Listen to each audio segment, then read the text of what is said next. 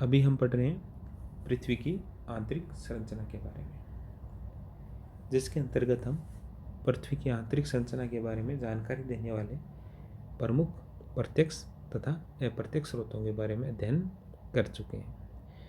अभी हम उन स्रोतों से प्राप्त जानकारी के आधार पर पृथ्वी की जो इंटीरियर है उसके रासायनिक संगठन तथा विभिन्न घनत्व वाली परतों में विभाजित करने का प्रयास करेंगे।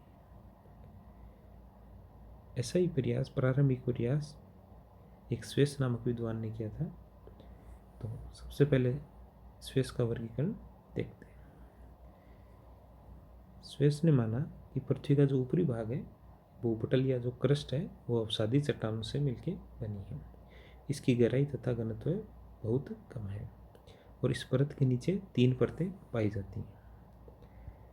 सबसे ऊपर है सियाल, फिर मध्यवर्ती परत सीमा तथा फिर आंतरिक परत निफे।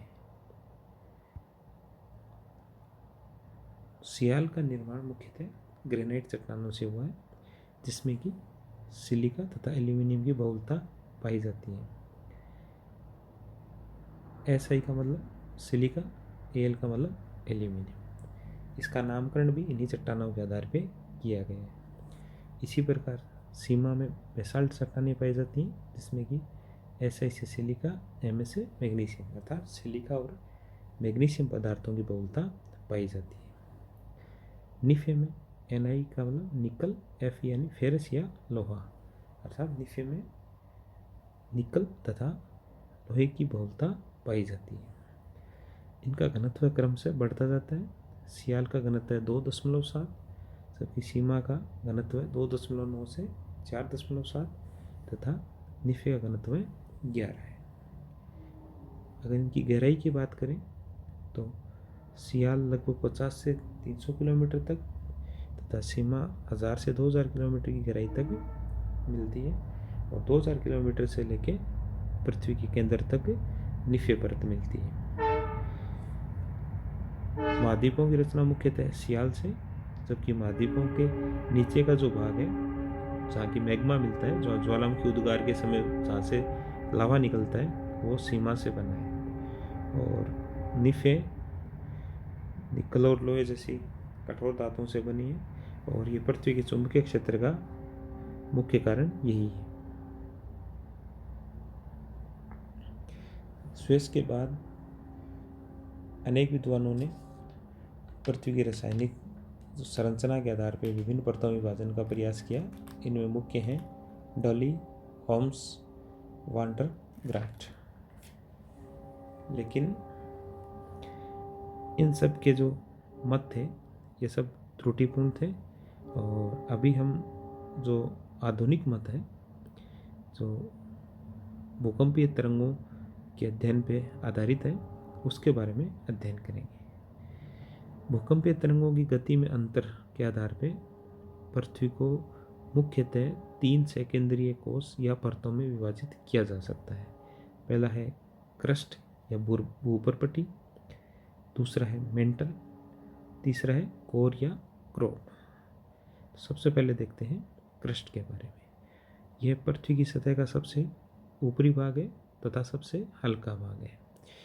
क्रस्ट को भी हम 2 भागों में बांट सकते हैं। पहला है महाद्वीपीय क्रस्ट तथा दूसरा है महासागरीय क्रस्ट। महाद्वीपीय क्रस्ट हल्की होती है, इसका घनत्व 2.7 होता है। ये मुख्यतः ग्रेनाइट और एंडेसाइट जैसे पदार्थों से मिलकर बनी होती है। वहीं दूसरी ओर महासागरीय क्रस्ट का घनत्व अधिक होता है, यह लगभग 3 होता है और यह मुख्यतः बेसाल्ट से बनी है। महाद्वीपीय क्रस्ट की गहराई देखें तो इसकी गहराई अधिक होती है, जबकि महासागरीय क्रस्ट की गहराई कम होती है। इसके बारे में हम समस्थिति का सिद्धांत पढ़ेंगे तब और अच्छे से समझेंगे कि ऐसा क्यों होता है। इस प्रकार हम पता चलता है कि क्रस्ट की कोई निश्चित गहराई नहीं होती। जहाँ महाद्वीपीय क्रस्ट है वहाँ इसकी गहराई 70-80 किलोमीटर तक पहुँच जाती है। वहीं दूसरी ओर जहाँ महासागरीय क्रस्ट है वहाँ ये 10-15 किलोमीटर तक ही गहरी होती है। तो इसकी औसतन गहराई लगभग 30 किलोमीटर मान सकते हैं। फिर है मेंटल। क्रस्ट का जो निचला भाग है, अर्थात जो क्रस्ट और मेंटल की जो सीमा है, वहाँ भूकंपीय तरंगों की गति में अचानक वृद्धि होती है। और ये जो वृद्धि है, जहाँ घनत्व में अचानक परिवर्तन होता है या भूकंपीय तरंगों की गति में अचानक परिवर्तन होता है, उसको डिसकंटिन्यूटी या असंबद्धता कहते हैं। और क्रस्ट और मेंटल के बीच में पाई जाने वाली इस भूकंपीय असंबद्धता को मोहरोविकी या मोहो असंबद्धता के नाम से जानते हैं। अब देखते हैं मेंटल का विस्तार। ये मोहो कंटिन्यूटी से लेकर 2900 किलोमीटर की गहराई तक विस्तृत है।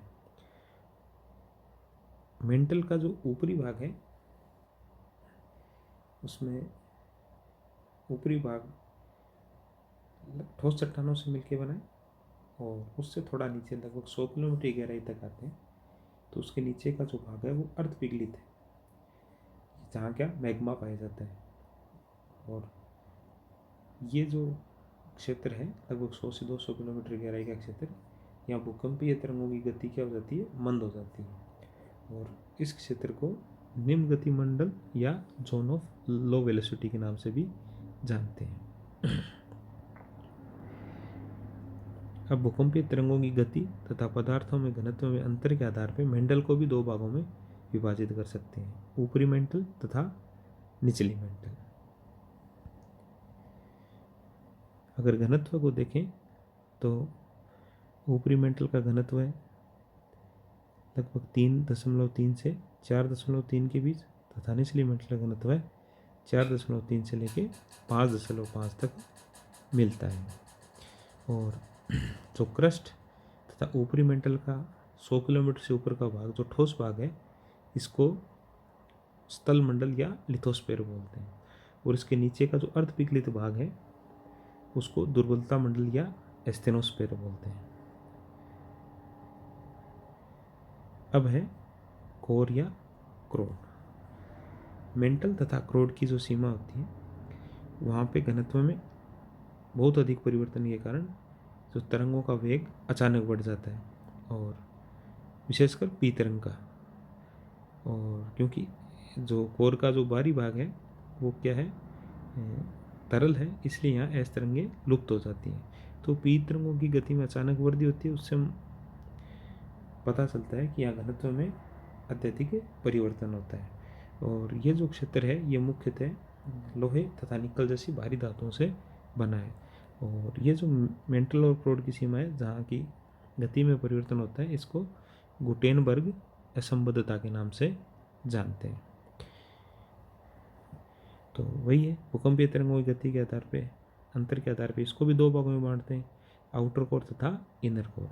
आउटर कोर लोहे निकल जैसी भारी धातुओं से बनी है, और इसकी अवस्था क्या है, तरल। ये खास बात है। और जो पृथ्वी का जो चुंबकीय क्षेत्र है वो इसी जो आउटर कोर है इसी कारण है। फिर जो इनर कोर है वो भी लोहे निकल जैसी भारी धातुओं से बनी है, लेकिन अत्यधिक दबाव के कारण ये ठोस है। और इन दोनों की जो विभाजक सीमा है वो लगभग 5150 किलोमीटर पे है। ये जो है इसको लेमन असंबद्धता के नाम से जाना जाता है। और घनत्व की बात करें तो आउटर कोर का घनत्व है लगभग 10 से 12.3, तथा जो इनर कोर है उसका घनत्व है 13.3 से 13.6 के मध्य पाया जाता है। अब एक बार देखते हैं इनकी गहराई देख लेते हैं। तो ये 0 से 30 क्रस्ट, और इसमें भी क्रस्ट भी दो प्रकार की, महाद्वीपीय क्रस्ट तथा महासागरीय क्रस्ट। अगर महाद्वीपीय क्रस्ट है तो उसकी गहराई हल्की होती है, इसलिए उसकी गहराई अधिक। वहीं अगर महासागरीय क्रस्ट है उसकी गहराई कम। फिर महासागरीय क्रस्ट के बाद में मेंटल का जो सबसे ऊपरी भाग है 100 किलोमीटर गहराई तक, वो क्या है, ठोस। तो क्रस्ट और ऊपरी ठोस भाग को मिलाकर क्या बोलते हैं, स्थल मंडल। स्थल मंडल का जो नीचे का भाग है 100 से 200-300 किलोमीटर का बीच का क्षेत्र है, वो क्या है, अर्ध पिघलित अवस्था में, जिसको लो वेलोसिटी जोन भी कहते हैं। उसको क्या बोलते हैं, दुर्बलता मंडल या एस्थेनोस्फेयर। फिर 700 किलोमीटर के आसपास एक फिर असंबद्ध का क्षेत्र आता है, और जिससे ऊपरी भाग ऊपरी मेंटल तथा निचले भाग को निचले मेंटल के नाम से जानते हैं।